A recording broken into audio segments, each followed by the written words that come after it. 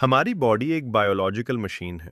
जब हम सुबह से रात तक बार बार कुछ ना कुछ खाते रहते हैं, तो हमारे जिस्म में इंसुलिन की सतह मुसलसल बुलंद रहती है। इसका मतलब ये है कि जिस्म हर वक्त ग्रोथ मोड में रहता है, नई चर्बी जमा करना, नई प्रोटीन बनाना। लेकिन सफाई के लिए कोई वक्फा नहीं मिलता। इसी दौरान खुलियात, सेल्स के अंदर टूटे हुए प्रोटीन, खराब हिस्से और मेटाबॉलिक फुजला जमा होना शुरू हो जाता है। मसला खाना नहीं, बल्कि बगैर वक्फे के मुसलसल खाते रहना है।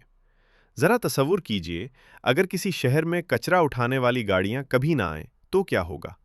इब्तिदा में सब मामूल के मुताबिक लगेगा, लेकिन आहिस्ता आहिस्ता पूरा निज़ाम मुतासिर हो जाएगा। हमारे खुलियात में भी कुछ ऐसा ही होता है। जब तक जिस्म को फास्टिंग का वक्फा नहीं मिलता, वो डीप क्लीनिंग मोड में दाखिल नहीं होता। और यही वो मकाम है जहां मेडिकल साइंस की एक अहम दरियाफ्त सामने आती है: ऑटोफेजी। सन 2016 में जापानी साइंसदान डॉक्टर यूशिनुरी ओसोमी को ऑटोफेजी पर तहकीक के लिए नोबेल इनाम दिया गया।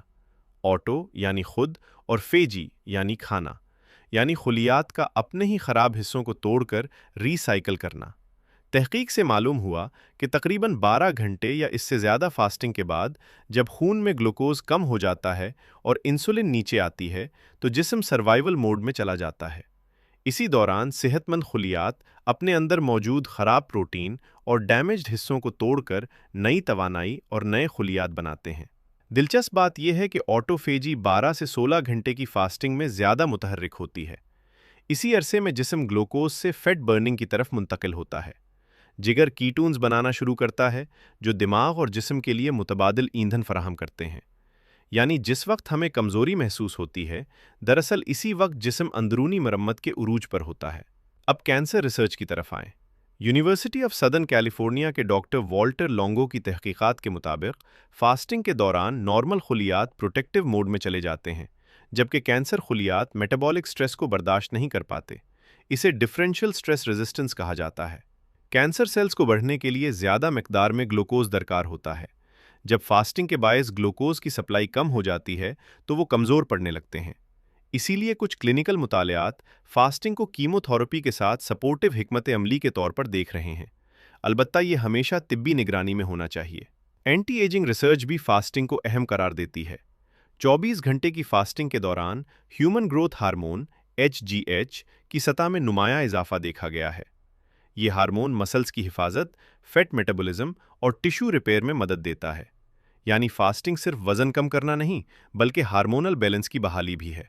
दिमाग पर इसके असरात और भी दिलचस्प हैं। न्यूरोसाइंस की तहकीक के मुताबिक फास्टिंग के दौरान दिमाग में BDNF, brain derived neurotrophic factor, बढ़ता है।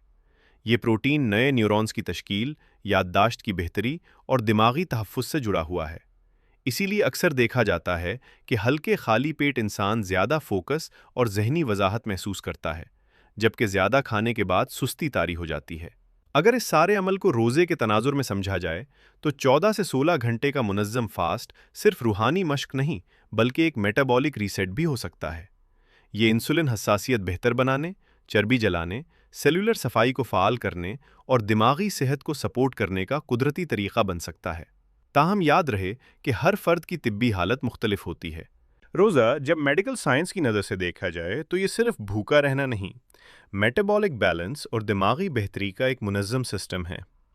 देखते रहिए हिकमत एंड साइंस।